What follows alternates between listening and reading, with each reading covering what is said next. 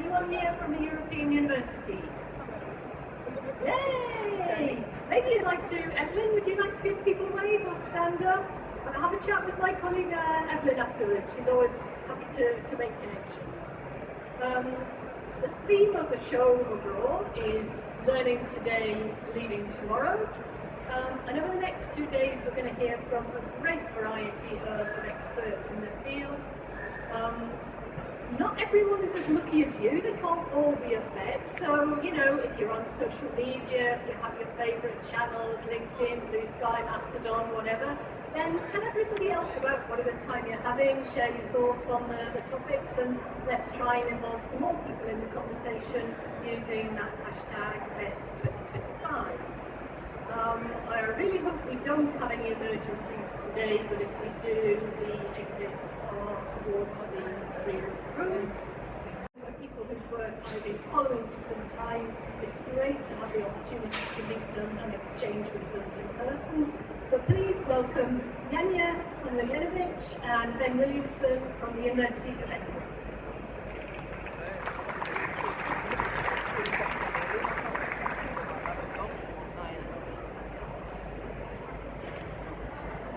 Hi everyone, thanks for coming, and it's great to be here. So, digital data is believed to be valuable in higher education, and the most typical ways in how it's considered to be helpful are these three statements. First, it's believed that data can improve teaching, such as, for example, through personalization of learning. Second, it's believed that data can make universities more efficient, for example, through automation, or data can overall enhance the student experience. But increasingly, we are also witnessing research insights and discussions that it's not that simple. Data can also compromise teaching, such as, for example, through predictive algorithm scores that challenge academic freedom or pedagogic interventions. Or data can make universities less efficient, for example, through extra amount of work that needs to be put in data processing, collection, tweaking, and so on. Or data can complicate the student experience, such as, for example, through feelings of surveillance.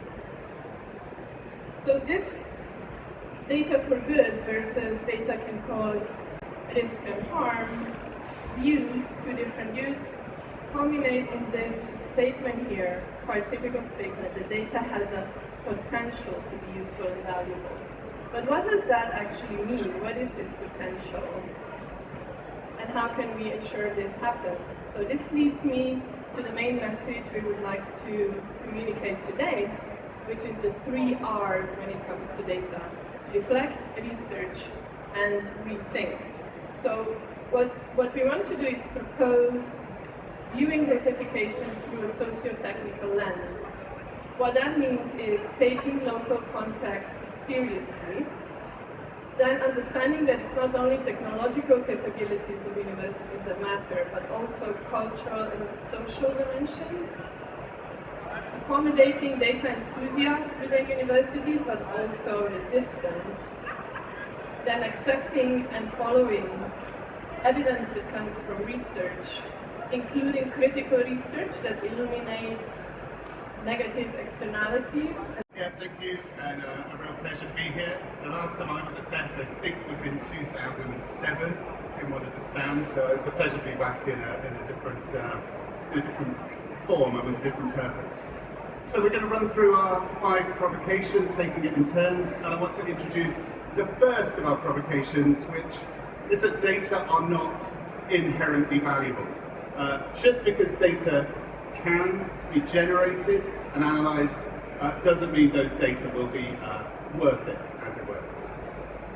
So across universities and the edtech industry, we do see this consistent belief that data are valuable in some way, but often that value remains unrealised. It hasn't been realised yet.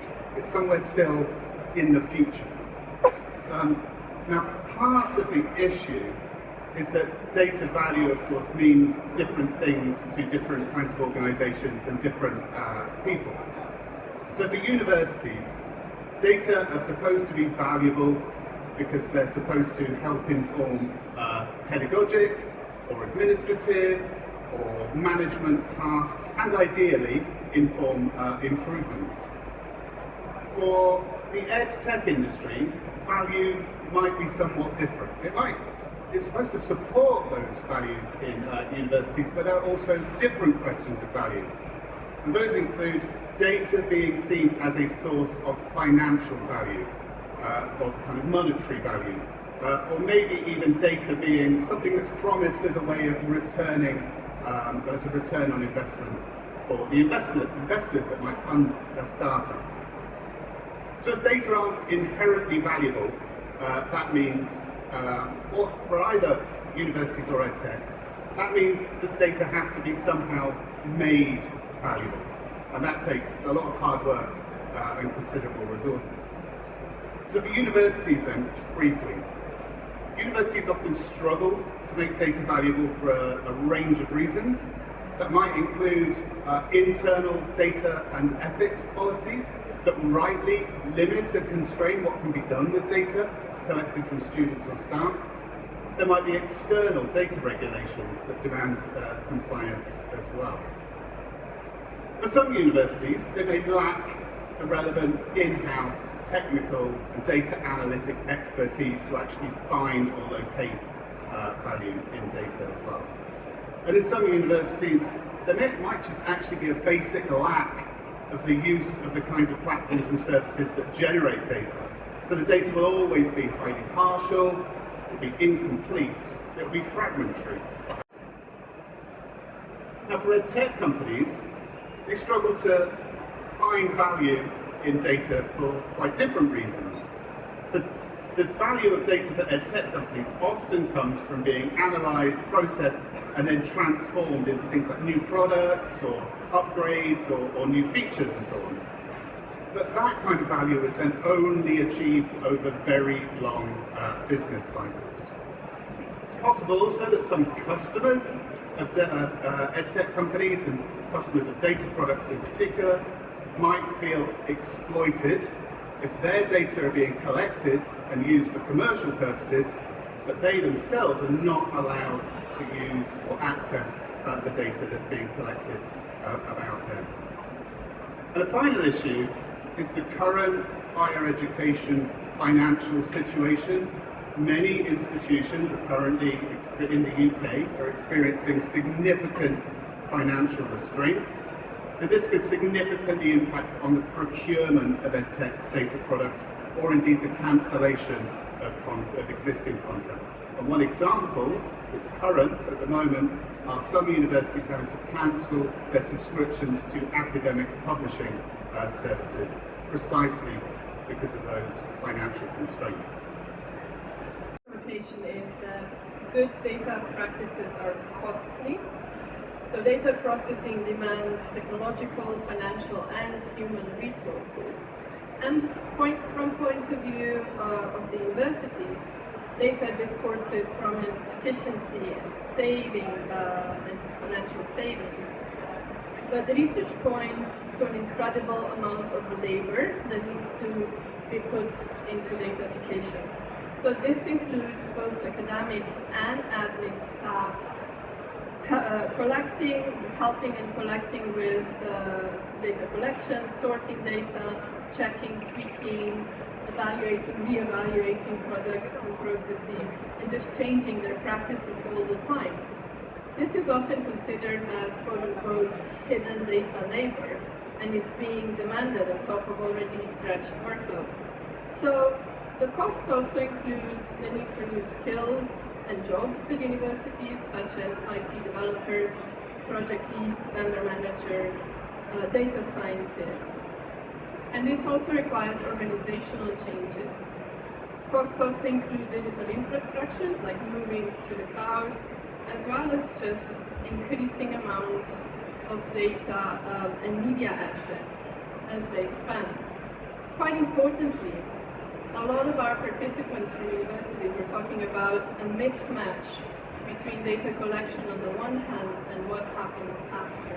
So there are two sides to this. First is just that even if data is collected, processed, and communicated well, there is a perception of a lack of skill of interpreting data outputs. So for example, leaders or various committee members dealing with various dashboards and analytics, or teachers and students as end users, understanding the limits of different visualizations. Anybody can read a metric on a dashboard, but knowing what it means, what you can do with it, how to act with it, is a different story. And then the second part of this is also acting on data insight, which is quite costly. Say, for example, a university based on data finds that they need to organize an intervention for students. But then there's a lack of money for that intervention. What happens then? And what follows data collection and processing is an important part of datafication as a whole. From the point of view of EdTech startup companies, they too struggle with the cost of data, especially developing more sophisticated data processes beyond simple statistics or simple comparison is really resource heavy. And we were told by many that if they want to move away from providing service for one particular product or university, but develop some sort of cross-sectoral or cross-university insights, which would actually be quite valuable, we were told it takes at least 5 years or more to build sensible databases, and this is in contradiction with like return on investment expectations. And speaking about the return on investment, we were told that the education sector is generally perceived as not bringing enough return for investors in general, so they struggle to attract enough investment anyway.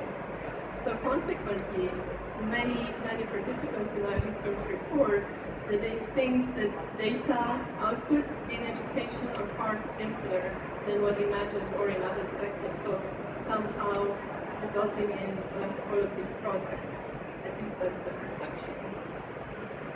Provocation this morning is that not all data are useful, even if they are very costly to produce or analyze.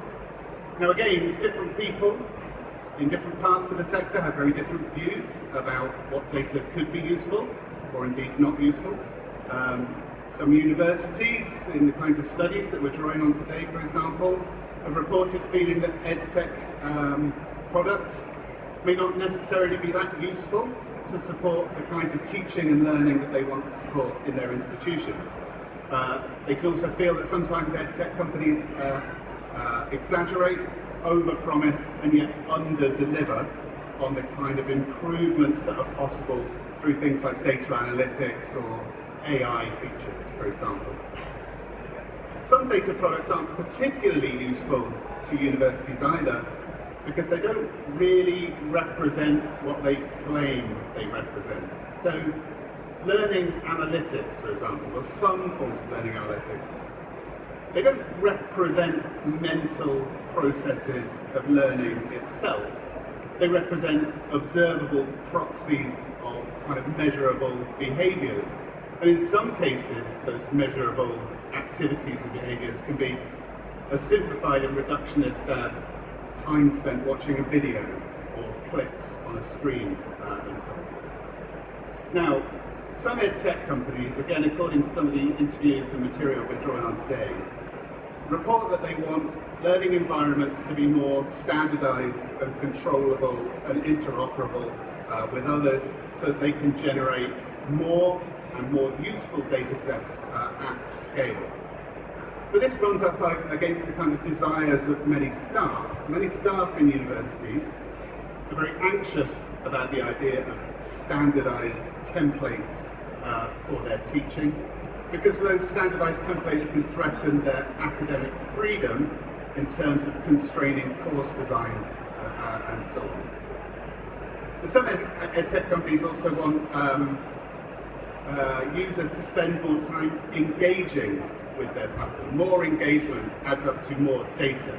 So there's a demand. We want more engagement from our users, the students, the staff in universities.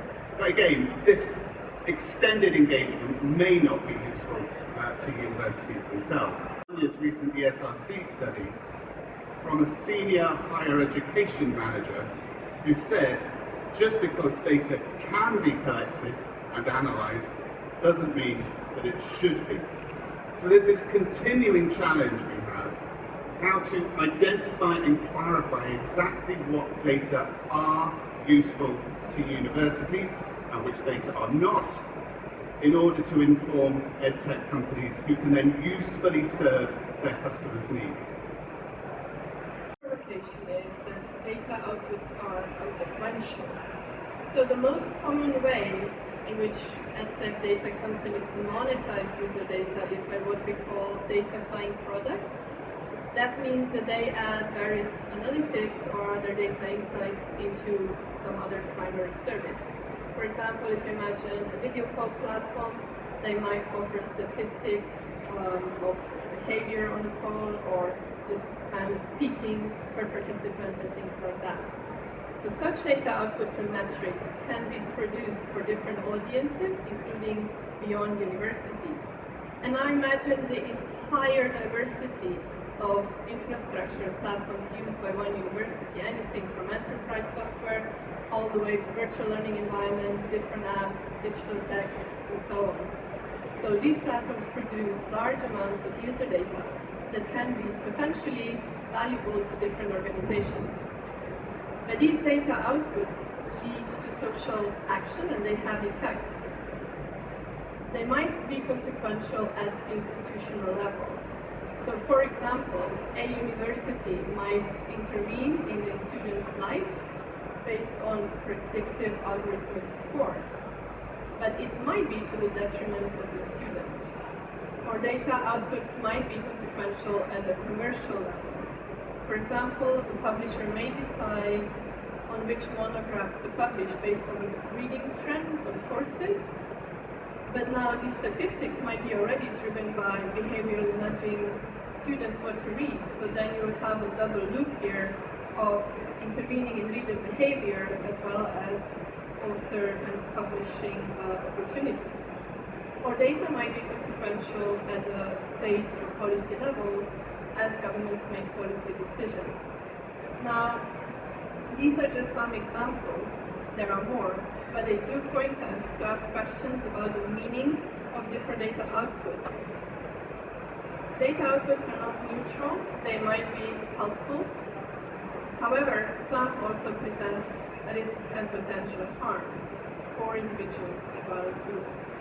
So hence, it matters what kind of data outputs are produced, by whom, for what purpose, and with what consequence, and who gets to decide when things are being released, used, or even abandoned. Final provocation is that many efforts to introduce data systems into universities are not democratic. That means choices about introducing these systems often do not involve those staff or students who are likely to be most affected by them. Now, datafication as a process of kind of trying to transform higher education through data is already fraught with a great deal of disagreement and controversy. Not everyone buys into the kind of promises and advertised benefits of data and datafied transformation, for example. Many academics suggest that established interpersonal pedagogies, where they interact with their students, remain more meaningful and more fit for purpose than datafied practices like analytics or AI automated personalized techniques. But yet these academics are rarely, if ever, involved in or represented in discussions, deliberations, or the decisions about what kind of EdTech to introduce into teaching and learning processes. Now, this lack of democratic representation is pretty risky. This kind of imposition of new tools without the buy-in to their advertised benefits is likely to mean that those tools do not meet their desired aims. there's a potential here for them just to be neglected or ignored. Poor transparency with potential users over the ways that data will be used could mean tools are actually being actively resisted. And one example might be facial recognition examination proctoring tools that proliferated during COVID, which were widely resisted by academic staff as well as by students. And there's a question here as well. What if the people who populate universities, do not want to consent to the collection, analysis and use of their data by external technology companies? I think there's an ethical question about forcing people to submit to these kinds of systems. Time is taking, we would argue, for more open, transparent and democratic discussion about data systems in higher education in order to recognise and respect the distinct needs, interests and concerns of academics. This is really important at the current moment as we're experiencing, and this is happening in our own institution, intense pressure to introduce generative AI into our teaching practices and in fact all aspects of higher education. Now this comes despite significant concern amongst many academics, not all academics, that generative AI is not necessarily yet fit for purpose, or in particular sufficiently well evidenced to be used in educational settings. So there's a big challenge here about how we form more democratic spaces and practices in our universities. Of this presentation into what we think, based on the kind of research we're involved in and the other research that we're consulting, what does or does not work when it comes to data and datafication in higher education. I'm going to just briefly go through first what we think does not work. The imposition, top-down imposition of data products by edtech companies and the industry more widely is likely to lead to a clash of cultures, practices and values, with potentially universities and staff feeling pressured and exploited despite lacking clear evidence of the benefits or value for their teaching or students' learning. But the imposition of more data demands by government and associated agencies will also not work, we think, because it's likely to lead to increasing academic labour.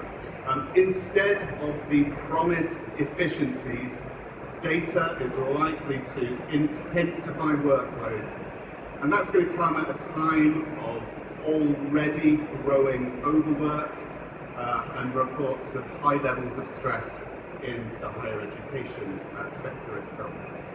And thirdly, the top-down imposition of data systems within higher education institutions itself may be resented and resisted by staff too. And again, this comes at a time of significant financial restrictions, including redundancies and course closures in universities. In this context, institutions signing more lucrative edtech contracts is likely to lead to significant concern about commercial influence and the needs of staff themselves. And now turn over to Janja with the good news. Also evidence thus far of what does work when it comes to data in higher education. So our research at universities first shows that the sector really appreciates the legitimate business models by edtech firms so that staff and students don't feel exploited. What we mean by that is that our participants were quite concerned, but they felt that companies would only take their data and then sell it back to them for a high price, or they would feel exploited when they felt that companies would enclose and exploit data and media assets. So the way how then companies integrate student data in various kind of analytics and products matters very much in terms of how the company is perceived, but also the perceived ethical behavior of the company. So how data is enclosed and monetized, and how much say do universities have in that is really quite important for the perception of the company, as well as access to that data that is collected by external vendors. Second then, promotion and marketing of data outputs must be honest, valid, and evidenced. So the sector does not respond well to over-promising or high-flying ideas without sound basis. And there's quite a lot of that out there. Participants in our research found that there's a lot of empty promises going around, but rather what they would like is really open and honest offer of what a particular data-fied technology can do and how it can contribute to the existing digital ecosystem of the university and how it can be integrated well. The next is that EdTech companies should work with universities and especially their individuals as well, like teachers, respectfully and support the aims, cultures and communities. It is not helpful if companies work under the assumption that universities are broken or not fit for purpose, or that academics and teachers are not doing their job well.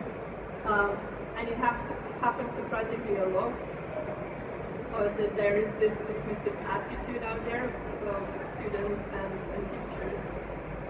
But rather, university realities should be recognized and understood, and then tech and data should work towards helping out instead of exploiting the tough situation universities are in.